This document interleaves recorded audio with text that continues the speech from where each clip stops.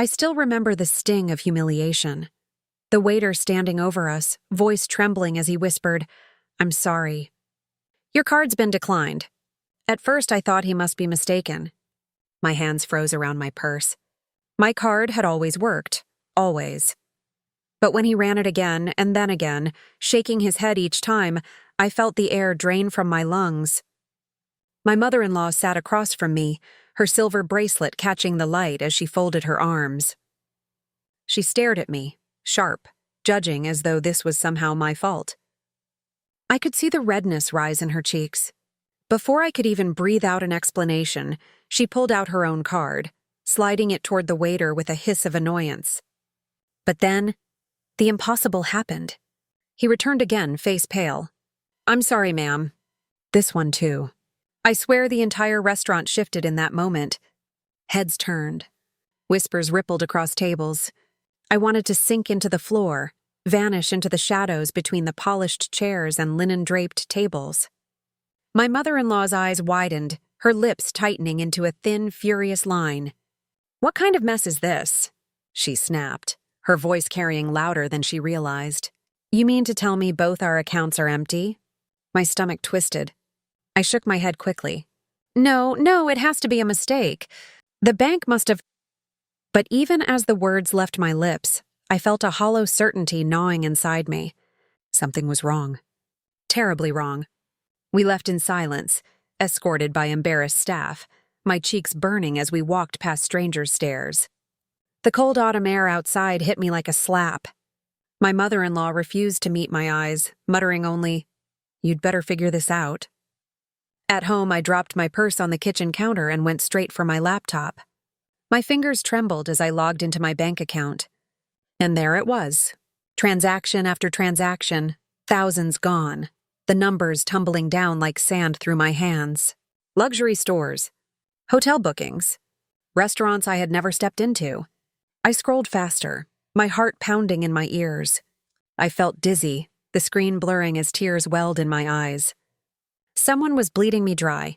I called the bank immediately. A polite voice told me the charges were authorized with my card details. No fraud alerts. No blocks, just drained, as though I had spent it. I thought of the waiter's face, the whispers in the restaurant, my mother-in-law's narrowed eyes. And suddenly a darker thought crept in. What if this wasn't just a hacker? What if it was someone closer? That night, when my husband finally walked through the door, I wanted to ask him outright, but the words stuck in my throat. He looked tired, distracted. He kissed my cheek absently and moved past me, his phone buzzing in his hand. I lingered in the doorway of the study as he dropped his jacket. "Strange day," I began cautiously. "My card, it didn't work at lunch. Neither did your mother's, and when I checked, before I could finish, he cut me off. Bank errors happen all the time. Don't make it a big deal." His tone was sharp. Too sharp. My breath caught. He didn't even look at me, just waved it off and poured himself a drink. I stood frozen, because in his eyes for a split second I caught something. Not surprise, not confusion, but recognition. He already knew. Later, when he fell asleep on the couch, I crept back into the study. Something pulled me toward his desk, my pulse hammering as I slid open a drawer. There, beneath loose papers and old receipts, I found it. A folded slip crumpled at the edges. A receipt for a diamond necklace from a jewelry store uptown. Paid in full. Not for me. Not for his mother. My hand shook as I held it up to the light. The date was just last week. The price, a small fortune. I pressed a hand to my chest, my breathing ragged. The humiliation at lunch was no accident. The missing money wasn't random. And now I had proof of something far worse than a simple bank error. I didn't sleep that night. I just sat there in the dark staring at the receipt, waiting for dawn to come, knowing this was only the beginning. Tell me in the comments where you're listening from.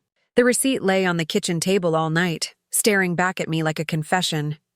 By morning, my stomach was twisted in knots. I didn't touch my coffee. I didn't even eat. I just kept refreshing my online banking page, watching the balance, what little was left, mock me in silence. My husband moved around the house like nothing was wrong. He hummed under his breath as he tied his tie, scrolling through his phone with that same blank expression. He didn't ask about the card problem. He didn't mention the charges. And I couldn't shake the feeling that he was waiting for me to stay quiet. I didn't. When he left for work, I sat at the table and pulled every single statement I could find from the last 6 months. Line after line of charges. Hotel rooms. Designer boutique. A restaurant I recognized from a billboard downtown. The kind of place where the cheapest dish cost more than our weekly groceries. The more I looked, the colder I felt. It wasn't random. It was patterned. Regular withdrawals, consistent dates, like a second life quietly unfolding while mine was left to wither. By midday, my phone buzzed. It was my mother-in-law. Her tone was sharp, clipped. "The bank told me I had withdrawals I never made," she said. "If your husband thinks he can use my money, he's got another thing coming."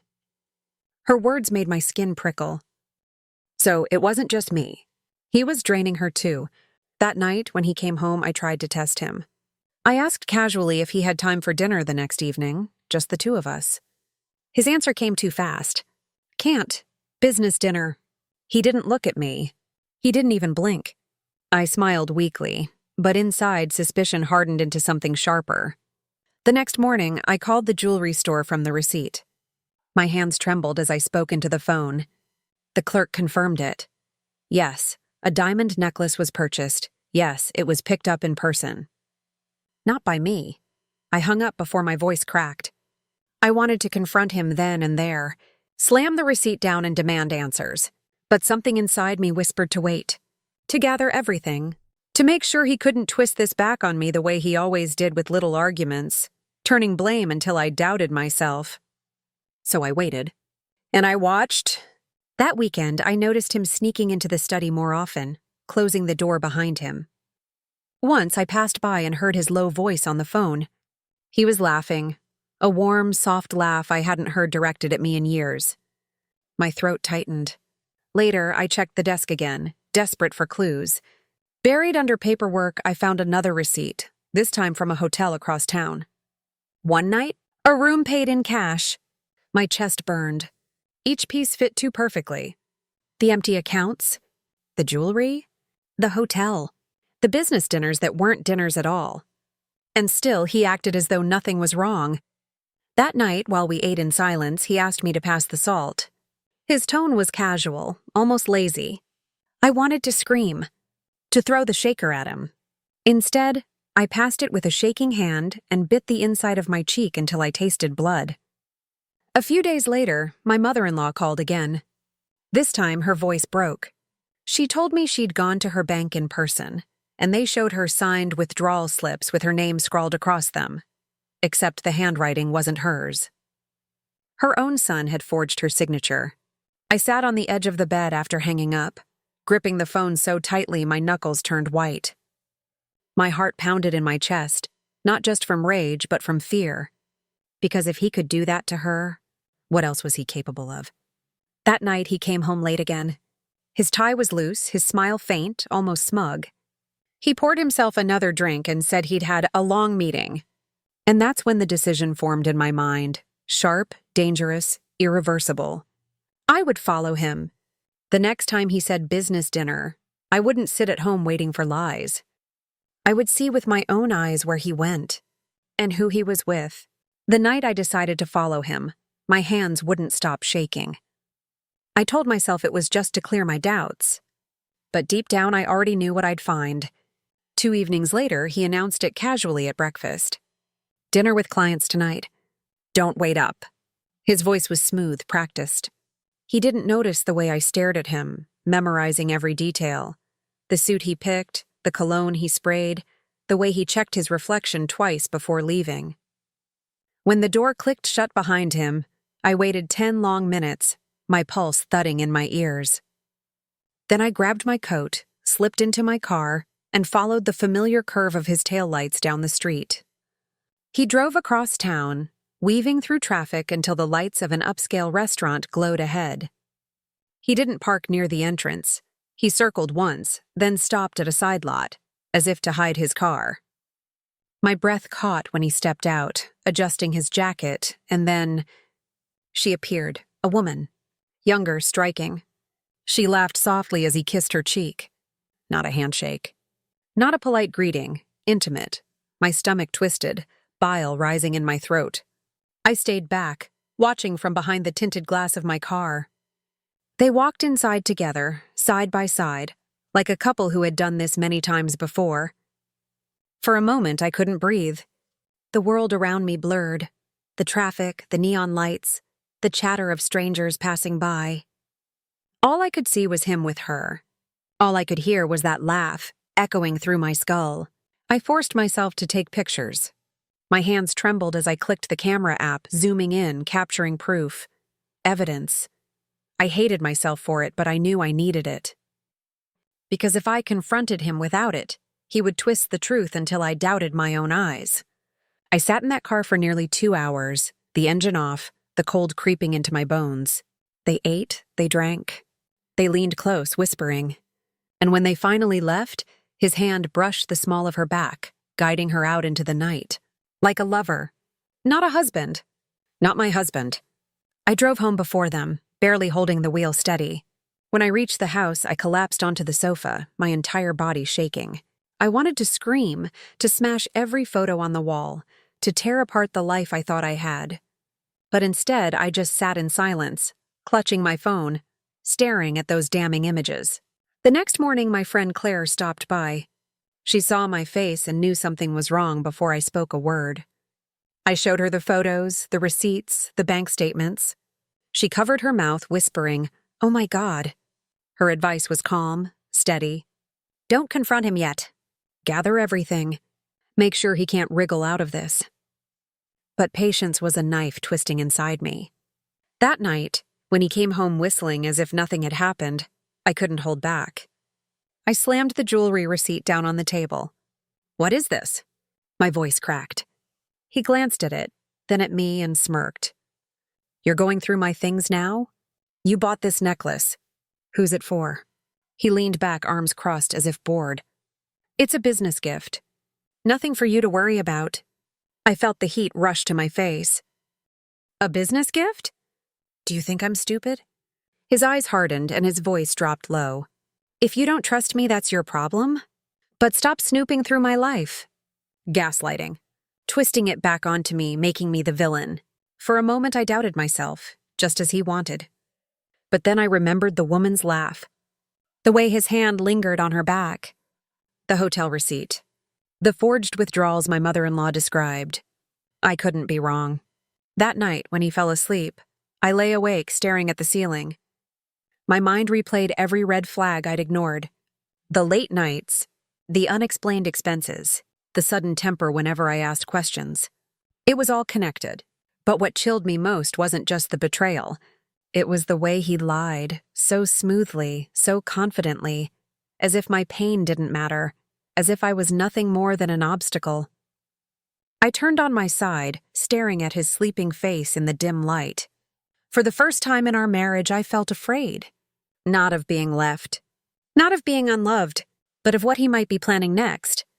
Because if he could look me in the eye and deny everything so easily, what else was he capable of hiding? Lying there in the dark, staring at the ceiling, I kept hearing his voice in my head. So calm, so dismissive. "It's a business gift." That lie cut deeper than the receipt itself. It was the ease with which he said it, as if I were nothing more than an inconvenience. By the next morning, I couldn't take the not knowing anymore. I needed to be sure. Proof wasn't enough. I needed the truth in full. So I went back to the restaurant. The same one I'd seen them enter together. I told myself I'd only sit for coffee just to see if anyone recognized him. The hostess smiled politely, but when I showed her the photo on my phone, her eyes flickered with recognition. "Yes," she said carefully. "They come here often. They, not him, them." The ground seemed to shift beneath me. My husband hadn't just slipped once. He was building something, routine, predictable, steady, with her. Later that week, I dug deeper. I searched his jacket pockets, his briefcase, every hidden compartment in his car. In the glove box, tucked inside a folded map, I found a receipt from a luxury boutique downtown. A silk dress, size small, not my size. I drove past that boutique the next day, pretending I was running errands. Through the glass window, I saw her, the same woman from the restaurant. She stood at the counter, laughing softly with the clerk as they boxed something up. My husband wasn't with her, but she was comfortable there, familiar. I didn't go in. I couldn't. My hands gripped the steering wheel until my knuckles turned white. Rage and heartbreak boiled together until I felt sick. That night, I sat across from him at dinner. He told me about client negotiations and tight budgets, his tone full of self-importance. I watched him lie with such ease, chewing his food without a shred of guilt, while I silently replayed the image of her at that store. And then something slipped. After dinner, while he showered, his phone buzzed on the counter. I shouldn't have touched it, but I did. The message lit up the screen before it locked. A single line from her. "Don't forget what you promised me." I can't keep waiting. My heart stopped. Promised, not a fling, not a distraction, a future. I didn't need the rest of the thread to know. He wasn't just spending money on her. He was building a life with her. I barely slept. My mind raced with questions that gnawed at me until dawn. Where was the money really going? How much had he taken? And why, if he already had me, a home, a family, did he need her too? The following afternoon, I confided in my mother-in-law. Her face went pale when I showed her the text, the receipts, the photos. For the first time, I saw something break in her, something beyond anger. "He's not only betraying you," she whispered. "He's betraying this family." She told me something then that chilled me more than the mistress's smile ever could. Her savings had been dwindling faster than she admitted. Large transfers, always explained away as business needs when she confronted him. And now she feared he was draining her account too, feeding this woman with money that wasn't his to spend. The puzzle pieces locked into place. The humiliation at lunch, the forged withdrawals, the jewelry, the hotel, and now, a mistress who wanted a future. The next evening, I trailed him again, this time to a quiet cafe near the edge of town. I stayed far enough back to be unseen. Through the window, I watched him sit across from her.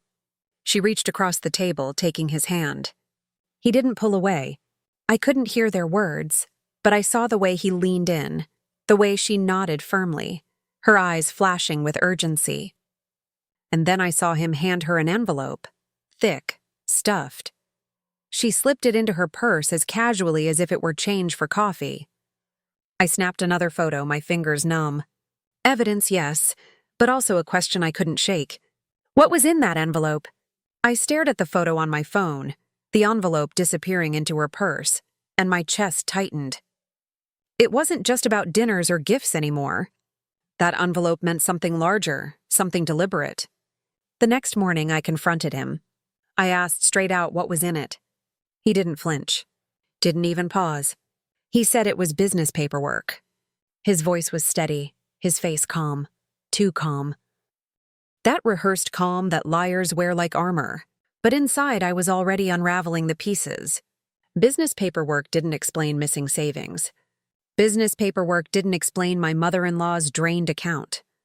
Business paperwork didn't explain a mistress demanding promises. Later that week, while he was out, my mother-in-law called me into her study. She pulled out a worn folder from the bottom drawer of her desk. Inside were copies of her will, her financial statements, and a few letters from her lawyer.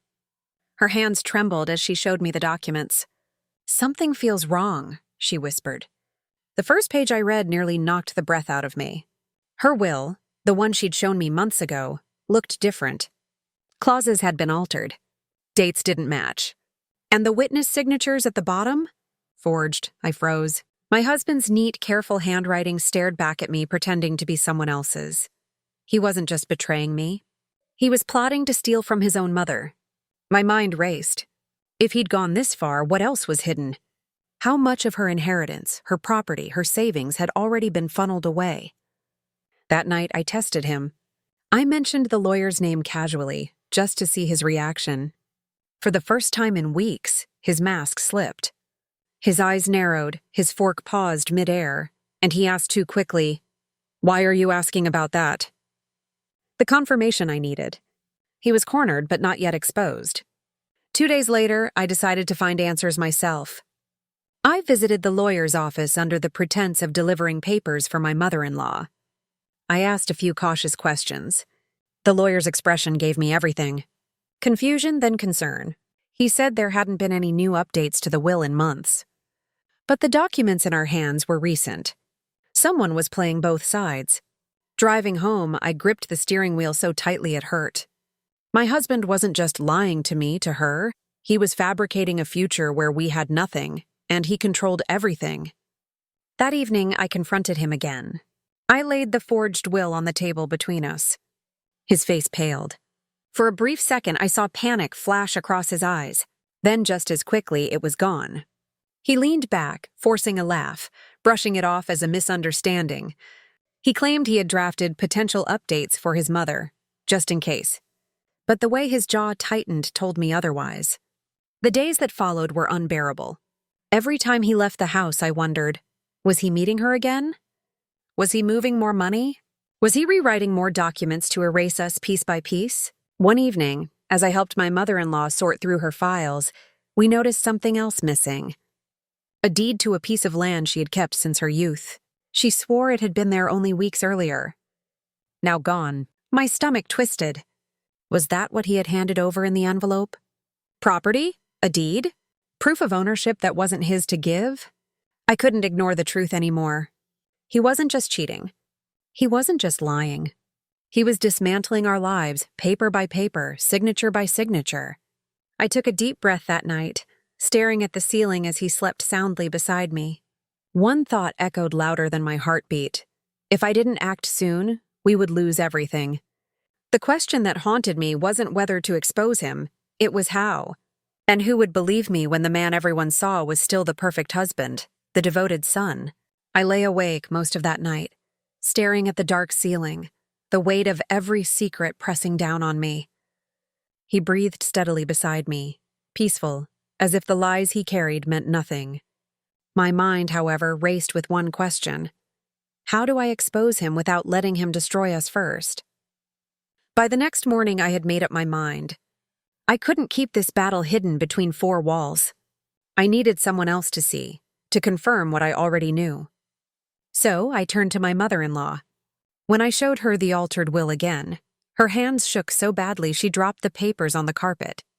I never signed this, she whispered, her voice breaking. This isn't me. Her tears fell freely, and I could feel my own anger rising, not just at what he was doing to me, but to her. She deserved better. We both did. Later that week, we visited her lawyer together. Sitting in that office, watching the lawyer's face harden as he examined the forged signatures, was like watching a slow explosion. He leaned back, silent for a long moment, then said firmly, "This isn't legal. If these documents circulate, it could put both of you at risk. Property transfers, frozen accounts, even court disputes." His words chilled me. My husband wasn't just scheming, he was preparing to trap us. That night, I couldn't hold it in anymore. I confronted him in the kitchen, slamming the folder down onto the counter. Stop lying. We know about the forgeries. We know about the missing deed. How far are you willing to go? His jaw clenched. His eyes darkened. For the first time, his mask cracked fully. He didn't deny it. He didn't apologize. Instead, he leaned forward and hissed, "You should have minded your own business." The venom in his voice cut me deeper than any lie ever had. We didn't speak for the rest of the night. The silence stretched until it became unbearable. And the next morning, I noticed something chilling. The folder with the documents was gone from my bag. I searched everywhere, frantic. My mother-in-law swore she hadn't touched it. That left only him. He had stolen back the evidence. Panic coursed through me. Without proof, it was our word against his, and he knew exactly how to twist words, how to charm people into believing him. 2 days later, as if nothing had happened, he suggested we all go out for dinner. His tone was light, casual, but underneath it I heard the warning. A reminder that he still controlled the narrative, and I had better play along. At the restaurant, he put on his perfect husband act again. Smiling, attentive, even pulling out my chair. To the world, we looked like a family enjoying an evening together. But under the table, my hands were clammy, my chest tight, because I knew what he was hiding. Halfway through the meal, his phone buzzed. He glanced at it and turned it over quickly, but not before I caught the name flashing across the screen. The mistress. My mother-in-law saw it too. Her face paled. And in that moment, something inside me shifted. Fear gave way to resolve. If he wanted to play this game in public, then maybe it was time to flip the script. I excused myself, slipping to the restroom, my mind racing. Should I confront him here in front of everyone? Should I call the lawyer right now? Force his lies into the light? But as I splashed cold water on my face, another thought struck me. What if he retaliated worse? What if he turned my mother-in-law against me before I could prove the truth? I dried my hands slowly, staring at my reflection, torn between two impossible choices. When I walked back to the table, he was smiling broadly, as if nothing had happened. But my mother-in-law's eyes met mine, wide and frightened. She had seen enough now, she knew. The question was no longer if I would act. It was when. And the risk of waiting even one more day could mean losing everything we had left. That night, I barely slept. Every time I closed my eyes, I saw his smirk at the restaurant, the flash of that woman's name on his phone, the fear in my mother-in-law's eyes. By morning, my decision was made. I couldn't keep circling around his lies. I needed something solid, something that would hold up against his charm and manipulation. The next morning, while he left early for meetings, I convinced my mother-in-law to go with me to the bank. She hesitated, worried about causing trouble, but I reminded her that trouble had already arrived. It was sitting across our dinner table every night, pretending to be a husband and a son. At the bank, the truth began to unravel faster than I imagined. The manager pulled up her accounts, his polite smile fading as he scrolled through the transactions. Thousands had been moved in the past 2 months. Not just spending, but transfers. Transfers to accounts we didn't recognize. When I asked whose name those accounts were under, the manager shifted uncomfortably and said, "I'll need to check the paperwork." Moments later, he returned with copies. My blood ran cold. The secondary name listed on one of the accounts was my husband's. He wasn't just draining her savings. He was funneling them into accounts tied to him directly, bold, reckless, as if he thought he'd never be caught. My mother-in-law's hands flew to her mouth. Tears streamed down her face as she whispered, "He's stealing from me. My own son." I wanted to scream. But I held it in because rage wouldn't help us. We needed strategy, evidence. That afternoon, I made photocopies of everything: the forged will, the missing deed report, the bank statements. I tucked them away in a folder and locked it in a drawer only I had the key to. If he wanted to keep playing this game, I'd be ready. But he wasn't slowing down either. That evening, he came home cheerful, whistling, carrying a bouquet of flowers as if nothing were wrong. He handed them to me with exaggerated affection, then wrapped an arm around his mother's shoulders. "I was thinking," he said smoothly, "maybe it's time we all consider moving. A bigger house. A fresh start." My stomach flipped. A bigger house. Fresh start. He wanted her property sold. The timing was too perfect, too calculated. Later that week, the pressure built to breaking point. His mistress called the house phone. By mistake or arrogance, I didn't know. I answered. Her voice was sharp, demanding. "When are you transferring the rest?" "You promised by Friday." I didn't speak. My throat closed up. I simply hung up. But my hands were shaking so badly I nearly dropped the receiver. That Friday came with another shock. My mother-in-law received a notice in the mail, a scheduled meeting with a notary regarding property adjustments. She hadn't scheduled it. She hadn't signed anything. But someone had. I knew who. We drove there together, hearts pounding, papers in hand. And sure enough, when we walked into that office, he was already there, sitting comfortably across from the notary, documents spread out in front of him. His eyes widened when he saw us, but he recovered quickly, flashing his charming smile. "Ah, you're early," he said as if he had invited us. "I was just finalizing some details for the family." The notary looked between us, confused. My mother-in-law stood tall, her voice firmer than I'd ever heard it. "These signatures are forged." "Stop this now." For a moment, silence. Then the notary cleared his throat, pushing the papers aside. If that's true, we'll need to investigate further. Nothing can move forward until this is clarified. My husband's jaw tightened. He shot me a look that could have burned through steel. We walked out together, but I knew this wasn't over. It was only the beginning of open war. That night, as I checked the folder of evidence, my heart stopped. The copies of the bank statements were gone. The drawer was locked, the key still in my purse. But the papers had vanished. Had he found another way in? Or was there someone else helping him? I stared at the empty folder, my breath caught in my throat. The copies were gone. The only evidence I had managed to gather vanished as if they'd never existed. My purse was untouched, the drawer still locked. That meant only one thing. Someone close, someone with access, had helped him. The thought sickened me. The next morning, I paced the kitchen, my mind racing. If he had stolen the papers, then he knew exactly how far I had gone.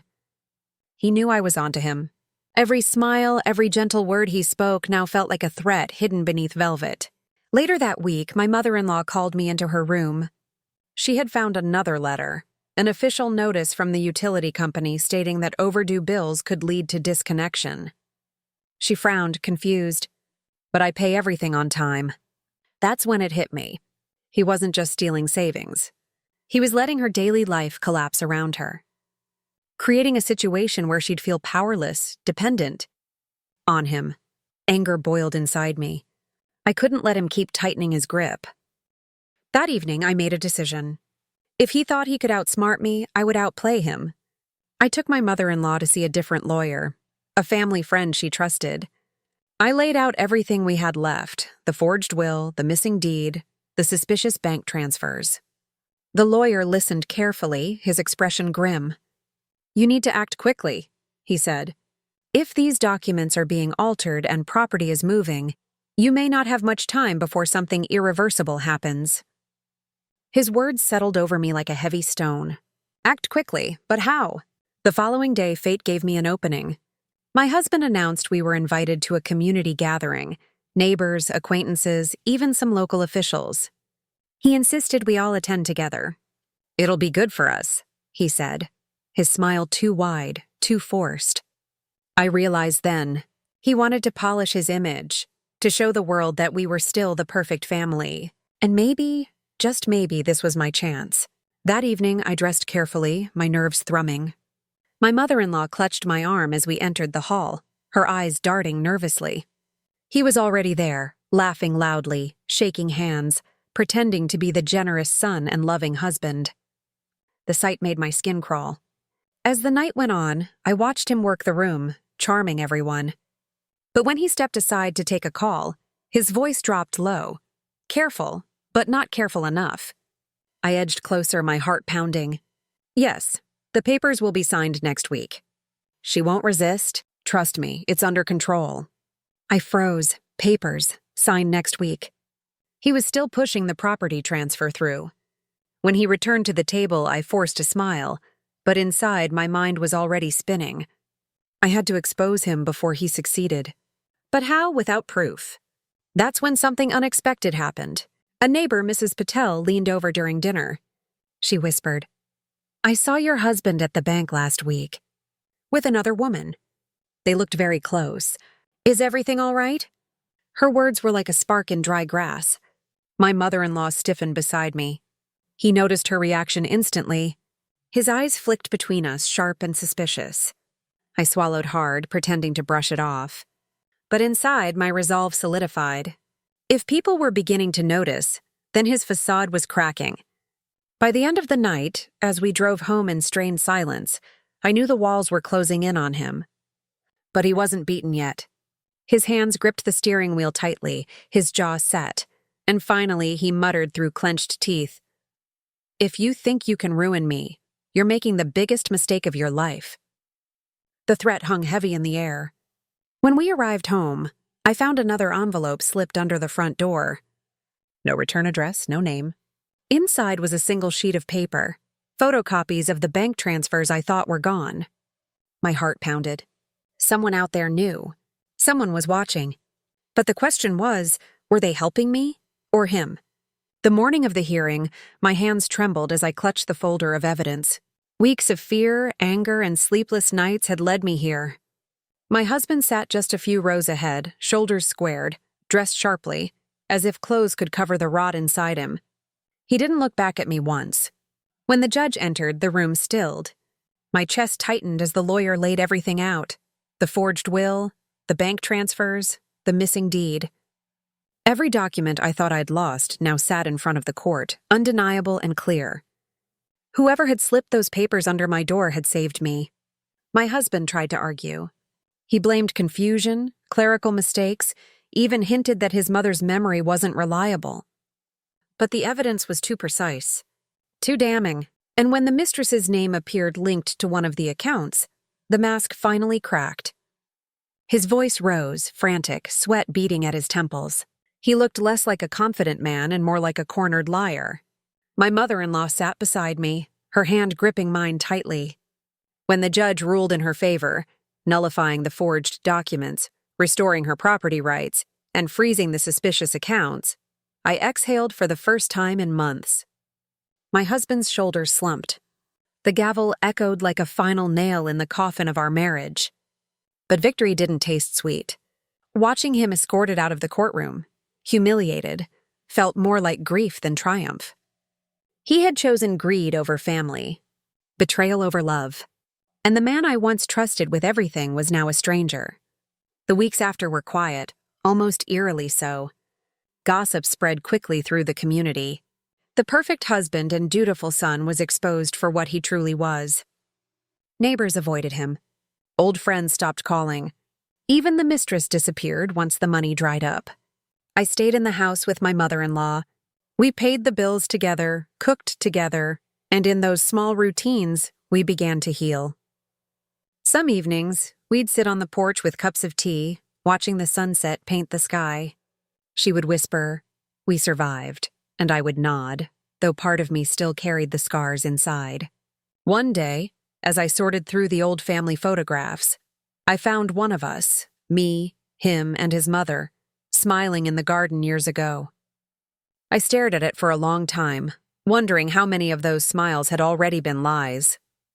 Then I tucked it away, not to forget, but to remind myself never to ignore the signs again.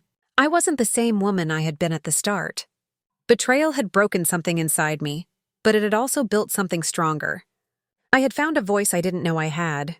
I had fought not just for myself, but for the woman who had trusted me like a daughter.